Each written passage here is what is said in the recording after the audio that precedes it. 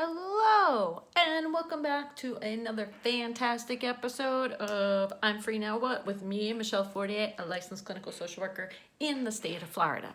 So today's topic was a requested topic, and today I'm going to be talking about boundaries in relationships, what they are, what they do for us, and how to set them. Well, first things first, what is a boundary? Well, boundaries in relationships allow me to know where I start and where you end. Boundaries allow us to be healthy. They allow us to have relationships that are based on mutual respect. They allow us to get our needs met in a relationship. Boundaries allow us to be happy. And who the hell does not want to be happy? So that is one of the ways that we can be happy is by setting appropriate boundaries in our relationships. And what a boundary also does, it allows the other person to be healthy as well. It allows them to be able to know how to care for themselves, which is another very wonderful thing, right? So happiness for us, happiness potentially for the other person, healthy relationships for us, healthy relationships for the other person. I mean, it's a great thing, boundaries. I'm telling you. So what do boundaries do besides allowing us to be happy? Well, boundaries teach other people how we are to be treated. What this means is no longer do we have to be a doormat. Wouldn't that be wonderful? We actually can have our needs met. What? Do tell me how to go about doing this. Do not worry, it will be in the next section. They allow also when we are able to put good boundaries in place, when we are able to have healthy relationships, we can also become role models for other people. So that was one of the things, I worked in the prison system, and I would sit there and I would model healthy boundaries. And I would show healthy boundaries, and I would make sure that I was consistent in my boundaries because I knew that people around me would copy me.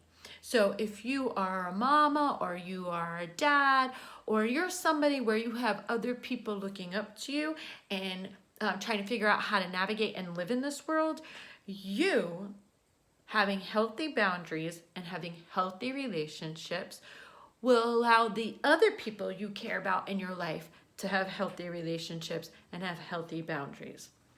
What you're also doing with the person that you're having difficulty putting these boundaries in place for, you are also teaching them how to have other healthy relationships.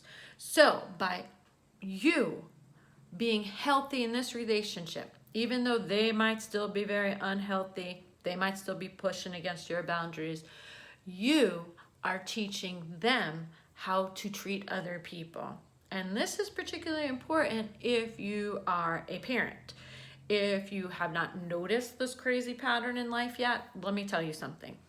We tend to go and emulate or repeat the patterns that we have learned growing up. We tend to repeat the relationships that we have with our parents and our family members with our romantic relationships.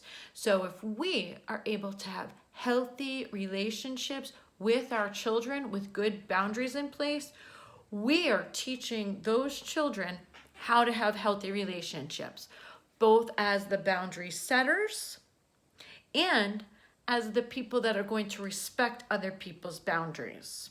So if you don't do these boundaries things for yourself to make yourself feel better, remember that you are also being watched by the other people in your life who are going to copy you, and you are doing the world no favors by not teaching your child how to respect boundaries. And like I just said, is we tend to copy the behaviors that we have seen at home. So set boundaries. You will have a much easier time with your children, and they will have a much easier time in the world. It will also work for other relationships like spouses, mothers, fathers, all that other stuff. So Now, how do we go about setting a boundary? Well, first things first. When we are setting a boundary, what we want to do is do this when we are in wise mind. Remember that wise mind is a synthesis between reasonable/logical mind and emotional mind. We never ever want to set a boundary in emotional mind, because once those emotions go down, that boundary might no longer be appropriate. You might have had time to think about it and sit with those feelings and recognize that having that boundary might not be the greatest. It might not work for you, all that other stuff. And then what happens is when we put down a boundary, then change a boundary, and then put it down again when we're in our feelings, we are not sending a clear and consistent message to the person that we're setting this boundary with, which can make it much more difficult to set down healthy boundaries in the future. And it can also make it where we are not teaching them how to treat us. We're teaching them that we are inconsistent and they can just basically walk all over us, which is not what we want with our boundary. So we never come up with boundaries when we are in emotional mind. And we also don't want to do boundaries simply using our reason and logic. The reason for this is that our feelings are important. And our feelings, if they get to be too much when we're enforcing the boundary, we might throw the boundary out the window. So we have to take into account, when I put this boundary down, how might I feel about it? When I feel this way about it, how will I cope with those strong feelings? If you don't have a plan in place or you don't acknowledge those feelings, then you're more likely to give up on putting that boundary down because it becomes way too emotionally uncomfortable and you didn't anticipate this. So that is not a very good thing. So we always want to put our boundaries and think about our boundaries when we're coming from wise mind. Now, we're in wise mind. We're sitting there and we're like, man, I need to put down a boundary. Well, we want to figure out our goal. So take, for instance, if the boundary that we need to set down is we want to be able to get more sleep. What this means is that the boundary might look like, I am going to turn off my phone from 11 to 5. Even if you are having a need for somebody to pick you up from the bar because you have some problem drinking behavior, you will need to call an Uber. I will not be answering the phone from 11 to 5. My expectation is you will not drive drunk, and I will not be responsible if you choose to drive drunk, because I'm not going to be responsible and caretaking for that aspect of you anymore. I'm going to have a discussion that you should perhaps call an Uber. But from 11 to 5, I will no longer answer the telephone because I need to sleep. I need to take care of myself. I need to be able to go to work fully refreshed. So that will be my boundary. And my goal in this is not to punish. It is not to try and change that person's behavior. The boundary is in place so that way I can live my life in a way that is comfortable and meets the goals in my life. And if my goal is to be there for all the rest of the people that depend on me, and to be able to pay the bills on time, to be able to feed the other children in the household, then I need to think about that big picture. And I need to have that as my goal in mind. And sleeping kind of does that for us. It allows us to be able to function in all the different parts of our life. So in this particular instance, my goal would be, I need to sleep from the hours of 11 to 5. Then I'm going to put the boundaries in place that allow me to meet that goal. I'm not going to engage in any arguments when you come home in the middle of the night. I am not going to pick up the phone from 11 to 5. Whatever it's going to take for you to achieve the goal of being able to sleep is the boundary that you put in place. Does that make sense? Hopefully it does. If it doesn't, put a little comment at the bottom and I will go and I will try to clarify that. So then after we go ahead and we decide the goal, we're going to put the behaviors, like I had said in this last one, we're going to put the behaviors in place that allow us to achieve that goal. And what we're also going to do is we don't have to, but this will make life a lot easier on you. we are going to let the other person know about the new boundary in place.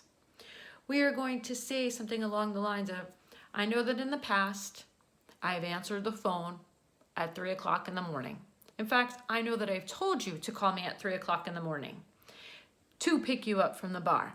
Well, you know what? You've taken advantage of that way too much. I am getting 0 sleep. So from now on, the new boundary is I will not pick up the phone from 11 to 5. What we can do is we can talk about you calling an Uber, or perhaps maybe you staying at home, or perhaps maybe you not drinking. Who knows? But whatever it is do not call me between 11 and 5. My phone will be on Do Not Disturb. Just understand that that's the way that it's going to be. Now, when you're doing this, what you want to do, and this is a whole DBT thing, you know how I love DBT, is you're going to put your shoulders back. You're going to say this with confidence. You are not going to come in the conversation putting down your boundary like, well, I was thinking that, it's not really fair that I don't get any sleep. I'd really kind of like it if maybe, no. That right there is too much where people know that you are not confident, and when people can perceive that you are not sure of something, they know that there is wiggle room to get in there to get you to change your mind. But when we are setting boundaries, we are taking care of ourselves, which we need to do.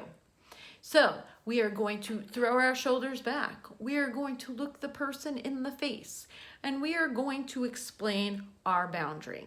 Now, the explanation, it doesn't matter. It's nice to give the explanation, but a boundary does not need to be explained.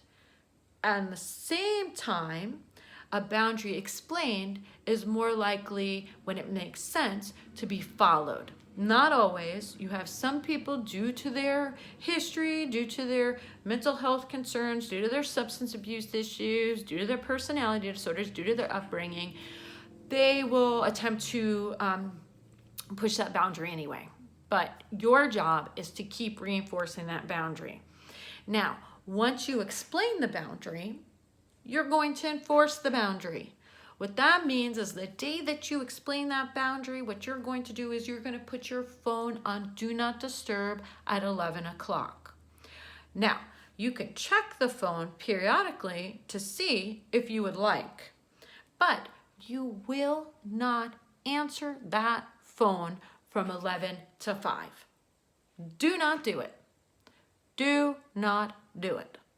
Now, the next day, if you find that you are very, very anxious doing this, then you might want to change the boundary at that time when you're back in wise mind.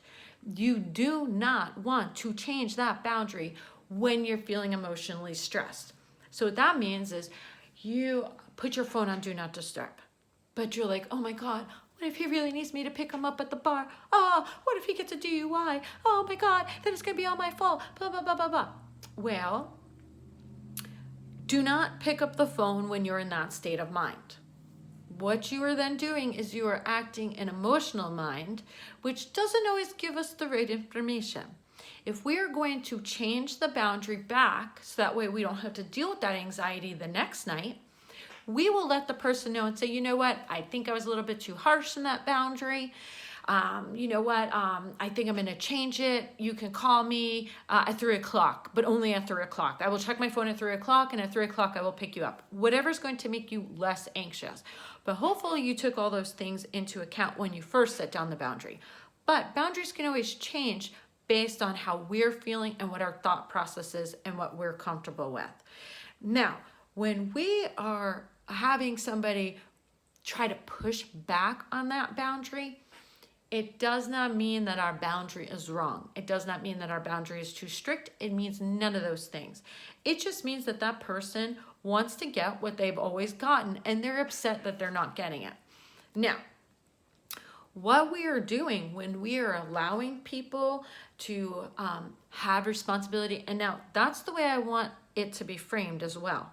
When we're putting down that boundary, we are giving the gift of this other person taking responsibility for themselves. That is a gift we are giving them. We are giving them the gift of believing and putting in place behaviors that say you are confident that they can overcome their own difficulties, that they can solve their own problems, that we are not necessary for their survival. And if we're talking about adults, and if we have this need to be, seen as their rescuer, that is a whole other topic of codependency and what's going on internally with us. That has nothing to do with them. And we need to work on that codependency. What we are doing when we're putting down these boundaries is we are trusting that they are going to be able to rise to the occasion. So once again, my prison work when I was doing mental health is they would say, I need you, Ms. Fortier, you need to do this, you need to do that. It's too much, it's too much. And I would really want to help. Like there was this part of me that was like, oh my God, I really got to do this. I really got to do this. But then there's this part, I'm a social worker, and in social work, we really work towards people having self-advocacy, that they become self-reliant. If I'm constantly going in and rescuing, I'm teaching them that they're not competent.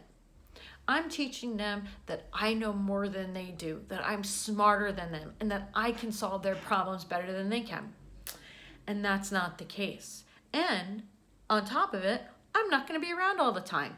I want them to be able to take care of themselves.